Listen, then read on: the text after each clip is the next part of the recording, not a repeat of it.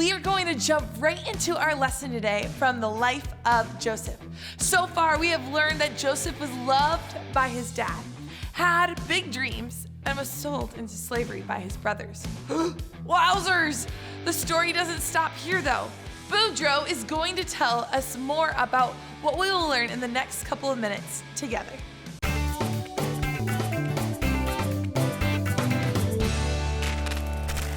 What's up, kids? It's me, Boudreaux here. And we are continuing our series called Living the Dream. We've been looking at the life of Joseph and learning some really cool stuff along the way. Now, I got a pop quiz for you to see if you're as smart as old Boudreaux here. Are you ready? Here comes the first question. Do you know what temptation is? Well, sorry, you took too long. I'm just gonna tell you. Temptation is a trap that the devil lays to try to get us to sin.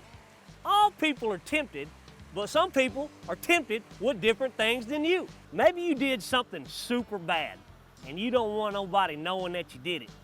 You might be tempted to lie to cover your tracks. Or maybe there's a toy at the store that you want so bad, but you ain't got no money. You might be tempted to steal it. We all face temptation to sin. What are some of the temptations you have faced? There's this one time when I was at school, and we had a test I didn't know much about. And so I was tempted to look over at my friend and see what answers he got and cheat off of him. I was tempted one time to scare my little sister. I was at school, I saw some money on the desk, and I was tempted to take it. One time I was tempted to cheat on a test. One time at kids camp, my mom said don't buy the shark sword until the end of the week. But I was so tempted that I ended up buying it way before she said. Temptation is something that we all face, but God can help us to keep from sinning. We don't have to give in, but if we're gonna beat this temptation, we are gonna need to do exactly what Joseph did when he was tempted to sin. You wanna know what Joseph did? Well, you're gonna find out about that in today's lesson. I'll give you a little hint. You might want some really nice shoes. Not something like these old boots made out of crocodile guts and duct tape. Well, until next time, I'm Boudreaux, reminding you to keep living the dream.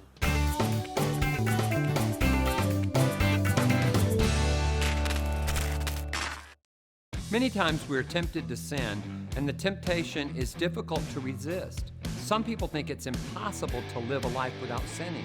Although no one is perfect, it is possible to resist temptation and keep from sinning. In this lesson, we will learn from Joseph's good example and how to handle temptation in the right way and to not sin. Let's go and check in with Devontae to see what's up.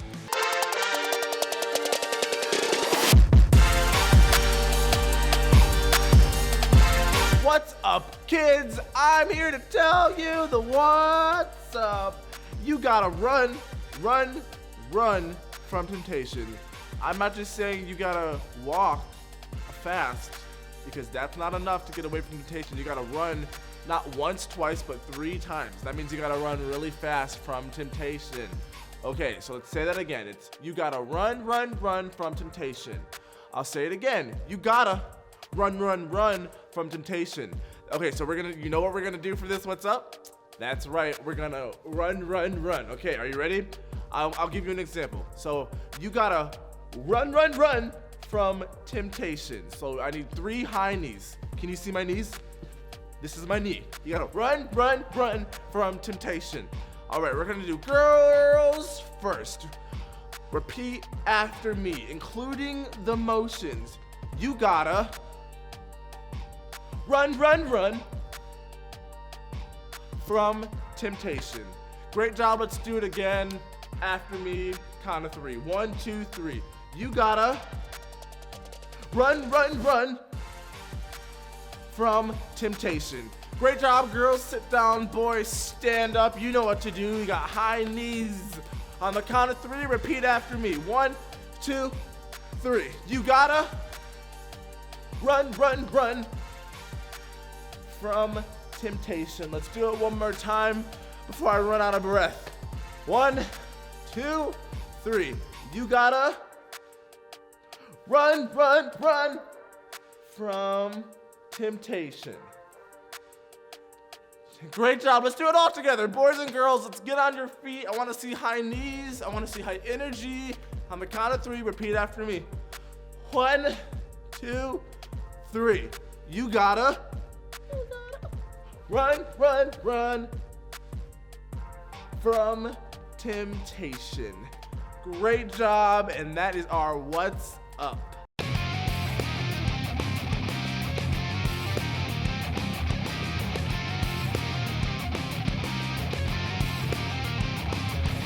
Hey kids, it's your favorite famous daredevil, Bolt Manglespleen. And it's time for another stunt. But before we do that, let's learn today's power verse.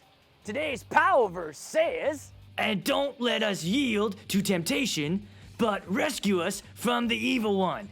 Matthew 6:13. Huzzah! That was a great power verse. But you know what? I'm gonna need some help from my future stunt artists out there. Let's have all those crazy girls stand up and say it with me on the count of 3, okay? All right, here we go. 1, 2, 3. And don't let us yield to temptation, but rescue us from the evil one. Matthew 6:13. Great job, girly girls. You can have a seat. Now, I need all the wild boys to stand up and say the power verse with me on the count of 3. Are you ready? Here we go. 1, 2, 3. And don't let us yield to temptation, but rescue us from the evil one. Matthew 6:13. Great job. You can sit down. Now, let's go to the stunt. Hey kids, here we are on location to my next stunt. But before we get to that, I've been doing a lot of thinking about our power verse today and how it talks about temptation, that we should run from temptation. Just like on the baseball field, when you hit the baseball, you run as fast as you can to the bases, so we should run as fast as we can away from temptation, right? Haha! So, let's all say the power verse together. All together, everybody, stand up on the count of 3. Ready? 1, 2, 3. And don't let us yield to temptation, but rescue us from the evil one. Matthew 6:13. There we go. Gary, hold up some fingers. I can't see anything. All right, you guys ready? I'm gonna hit one out there. I'm gonna hit one out there. And I'm gonna hit a home run out there. But just to make this even more difficult, I got a really big ball. All right, here we go. Let me have it.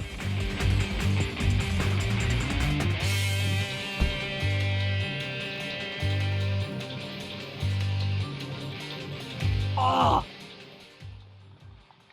Oh! Nailed it! Oh, where'd you? Hey, did you see that? It went so hard. Far out you can't even see it anymore. That way! I'll see you kids next week for my next testifying stunt from Spleen Mangle Bolt.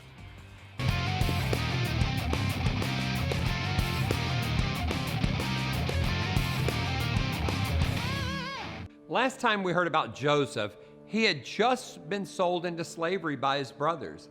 He ended up as a slave in the house of Potiphar, an Egyptian official.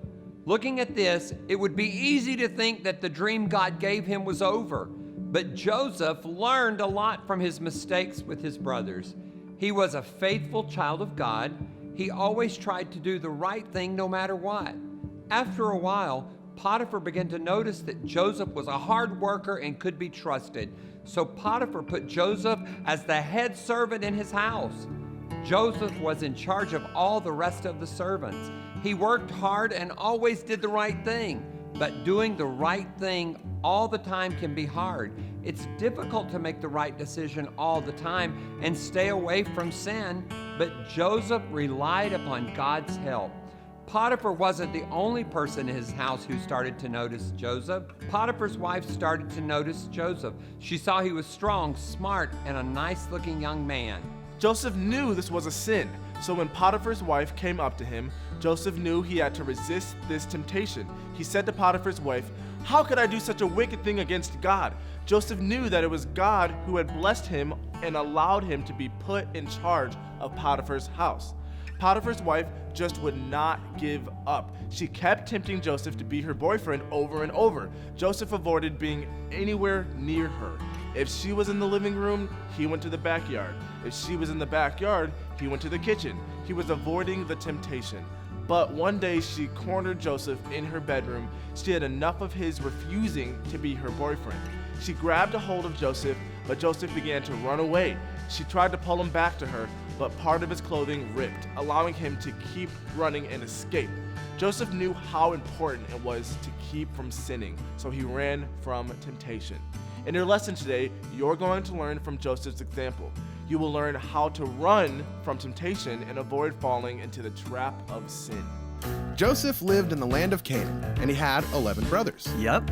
But they really didn't like him. Ah, that's right, because their dad gave Joseph that sweet coat with all the colors. Exactly. Then God gave Joseph some dreams, telling him that he had big plans for his life. Yeah, like the one where the wheat stood up and all the other bundles bowed down to it, and then the one where the sun, the moon, and 11 stars all bowed down to Joseph. You got it. Plus that one dream where he had mouths on his knees. No, that was your dream, and it was super weird. Get that out of here. Yeah, sorry. Joseph's brothers were so jealous that they threw him down into a pit. Then they told their dad that he had been killed by a wild animal and sold him off as a slave. Gotcha. So now we're all caught up, okay? What happened next? Well, Joseph was under the control of the slave traders. He was forced to walk for miles and miles in his chains with no idea where he was going. Man, that sounds kind of scary. No kidding. They led Joseph all the way to the land of Egypt. Whoa, like Egypt? Egypt? Like where the pyramids are? You bet. Dag, yo, that's like way far away. It sure was. And that only made things worse. Not only would he be forced to work as a slave, but he was so far away from home. He didn't speak their language and he wasn't used to their food. It was not a great situation. Man, I wish he wasn't so alone like that. Well, he might have felt like he was alone, but he actually wasn't. The Bible says that even in this rough situation, the Lord was with him. He never left Joseph, and he still had big plans for his life. Like even in a really bad spot like this? Totally. Here, I'll show you what I mean. Soon after he came to Egypt, he was sold to a man named Potiphar. Wait, what's that guy's name? Pot of Fur? No. Honda Bird? No, say it after me. Potiphar. Potty turd. No, come on, man. That's not even close. Yeah, I know. I just wanted to say potty. Potiphar was a very wealthy man. In fact, he was one of the Pharaoh's officials. Whoa, that's a pretty big deal, huh? Isn't Pharaoh like the leader of all of Egypt? Sure is. So this meant Potiphar had a lot of power and lived in a nice big house. Hey, that's kind of cool, actually. I mean, even though he's a slave, at least he gets to live like in a house and do some cool work indoors, huh? Exactly. That's one way that God took care of Joseph through this whole deal. Gotcha. So that's what you were saying about how no matter the circumstances, God's big plans are still working. Now you're starting to get it. So what happened next? Did he just like live it up working in that sweet mansion, mowing the yard, dusting the statues, cleaning the pool? Not exactly. For a while, everything actually seemed to be going okay. Until something bad happened. Of course it did. Can't have too much good stuff happening for old Joseph, can we? Something's gotta come along and mess it all up. What happened? Did Joseph like make a mistake or something? No, actually, Joseph didn't do anything wrong. But Potiphar's wife was not a great person, and she lied about Joseph and got him in big trouble. But you said he didn't do anything wrong. How come he got in big trouble? Well, he was still just a lowly slave boy, so Potiphar actually sided with his wife. Oh man, that stinks. So what happened? Did he just like go work for somebody else? No, actually, he got thrown into prison. Wait, what? That double stinks, but he didn't do anything. All right, Joseph, time to lawyer up. Be all like, I'll see you in court, lady. You're trying to lie about me and send me to jail? You want the truth? You can't handle the truth. Okay, calm down. That's not really how it worked back then. If someone like Potiphar wanted you to go to jail, you went to jail. Man, this is all just a big old bologna cramwich with extra bogus sauce and a side of ripoff. I know, but remember, even in all those dark times, the Lord was still with Joseph. Wait, but how? His situation keeps getting worse and worse. First, he's thrown into a pit by his jerk brothers. Then he gets sold into slavery. Then he gets lied about by some jerk lady and thrown into a stinking rat-infested prison. That's true. His circumstances weren't all that great, but God still had a great, big, awesome plan for his life. And even in the hard times, the Lord was with him. But then, something was about to happen that would change things big time. Oh, really? What happened? Well, that's the next part of the story. Oh man, you got me with another to be continued. Never even saw it coming. Man, you're good. I have asked Mr. Devante here to help me because I found out that he really likes chocolate chip cookies. Yes. And I have a really hard assignment for you. Okay, you see, my family, we like chocolate chip cookies as well, but ours are always gluten-free. I have a plan that I'm gonna take these to a party and I'm gonna just put them right here and just keep these here and I'm gonna give them away because my family can't eat them. So I need you to stand here and watch them since you really like chocolate chip cookies. Yes. Sound good? Mm-hmm. Okay. These chocolate chip cookies do look amazing, don't they? Yeah. I mean, they just like smell really good and they have all these different things and doesn't it make your mouth just water? Mmm. Oh yeah, but yeah, they're not for Mr. Devante, are they? No. Is this a little tough for you? Yeah, if I just take one, are they really gonna notice? Well, I would notice. True. So, should I move him? Yes. Should I take him away from him? Yes. Yeah, because what is this? This is pretty tempting, right? Especially when I already said that Mr. Devante really likes chocolate chip cookies. Yes. And I'm making it so hard on you. Well, there is a lesson here. Throughout our lives, Satan will do something like this. He'll get and find what we exactly like and go like this and try to tempt us, right? And it can be hard to defeat. And we actually talked about it in our last series. And most of the time, it's things that we specifically deal with, not something someone else deals with. In the Bible story, Joseph was faced with temptation. Well, what it was to give in to Potiphar's wife, right? But did he do that? No, he stand firm. Even when something was so close, he took a step back. He actually did what? He ran. He ran away. And you can do the same thing. Count the cost. When you go to the store and you see a new toy that you want to buy, what's the first thing you do? You look at the price tag and you see how much it costs, right? Then you look at the money that you have and then you decide whether you have enough and whether it's worth it. That's called counting the cost. You figure out how much it is that you're going to pay and decide whether or not you really want to buy that toy. It's the same with temptation and sin. You have to do like Joseph and count the cost of sin. Sin costs us a lot. If you choose to cheat on a test, it is going to cost you an F on the test, your reputation with the other students, the trust of the teachers, your parents, and a lot more. Sin costs a lot. The Bible says the payment of sin is death. Sin will always destroy your life. So before you give in to temptation, count the cost. It's not worth it. What would have happened to Joseph if he had decided to make Potiphar's wife his girlfriend? Nothing good. He would have been thrown into prison or maybe even killed. Worse than that, he would have disobeyed God. So Joseph told Potiphar's wife, no, he would not be her boyfriend, but Potiphar's wife didn't stop tempting Joseph, did she? She kept on and on and on. So Joseph did something that we need to do. Avoid temptation zones. Potiphar's wife didn't stop tempting him, and Satan will not stop tempting each one of us. He will tempt you every chance he gets. If Joseph knew that Potiphar's wife was not going to stop tempting him to be her boyfriend, what would be the best idea? Should he keep hanging around her or should he stay away from her? That's right, stay away. That's what we should do also. We should stay away from places where temptation could tempt us. We don't want to get closer to temptation. We want to avoid it. If you are tempted to cheat off of someone else's test, you should sit somewhere else and not sit by them. If you're tempted to steal candy from the store, then don't go down the candy aisle. If you are tempted to watch TV when you're grounded, stay away from the TV. It's simple. Don't get close to temptation, avoid it. And you know what you really should do? Run from temptation. What did Joseph do when Potiphar's wife wouldn't stop tempting him to be her boyfriend? He ran away. He even ran so hard his clothes ripped. This is my friend Monique here. She's decided to go on a diet and not have a single chip for the month of July. So let's see how she does with this bag of chips here. Do you want some chips? No, no, no, no, no. Absolutely not.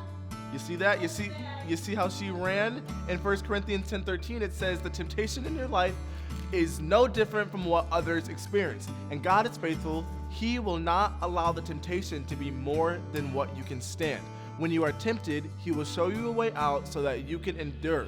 God will provide a way out so when you are faced with temptation, remember to do what Joseph did. Count the cost, avoid temptation zones, and if necessary, run. And don't let us yield to temptation, but rescue us from the evil one. Matthew 6:13. Hey kids, it's time for our review. And this week we're gonna switch it up. We want you guys to answer along with us, but Danielle's gonna ask me 5 review questions, and then I'm gonna ask her 5 review questions. So make sure you listen up and answer along with us. Yep. Okay, let's get started. So, what's up? Ooh, today's what's up was... it was run away from temptation. Yes, you got to run from temptation. Good job. Okay. Close. Whose house did Joseph serve in? He was a servant for Potiphar's house. Yep, correct. Okay, what position did Potiphar give to Joseph after he had done such of a good job? He was kind of like the head servant. He put him up on top of all the other servants. Yep, correct. All right. What did Potiphar's wife want Joseph to do that was wrong? Oh, I think she wanted to have a relationship with him. I think she wanted him to be her boyfriend. Yes. Yep. Okay, next one. Last one for her, and then she's gonna ask me. Okay, so what did Joseph decide to do when Potiphar's wife didn't stop tempting him? Oh, he ran away from that temptation. Yep, good job. Okay, now my turn. All right, it's Danielle's turn. All right, this question says, what happened to Joseph's clothes when he ran? They ripped. Yes, he took off so fast, he didn't care. Clothes was ripped a little bit. Oh yeah, but he was gone. He was out gone. Of it didn't matter. According to our lesson today, count the blank. The cost? Exactly. Count the cost. According to our lesson today, avoid the blank zones. Temptation. Exactly. Avoid temptation zones. According to our lesson today, blank from temptation. Run. Exactly. I want to say run as fast as you can. Exactly. Gotta count the cost, avoid temptation zones, and run from temptation. Where was our power verse found? Matthew. Oh, this is the hard one. Let's see. Matthew, was it 5:13 or 6:13? 6:13. Okay. You got it. You thought about it. Took us a second, but you got there. You got the answer. Matthew 6:13. All right. That's the end of our review questions. I hope you were following along and answering with us, and we'll see you guys next time.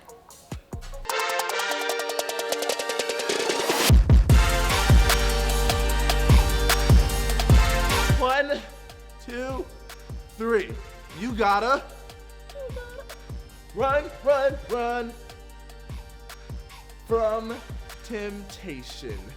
Great job, and that is our what's up. Today was specifically the part of Joseph's story that is really just hard to navigate, especially since being tempted is not something that we enjoy. It's something we need to run away from. So don't forget that. The next time that something happens to you or you're tempted, and not just by food, it may be something completely different, make sure you run. And also, God's right there with you, so go ahead and pray to him. Ask him to help you with it, because he really, really will.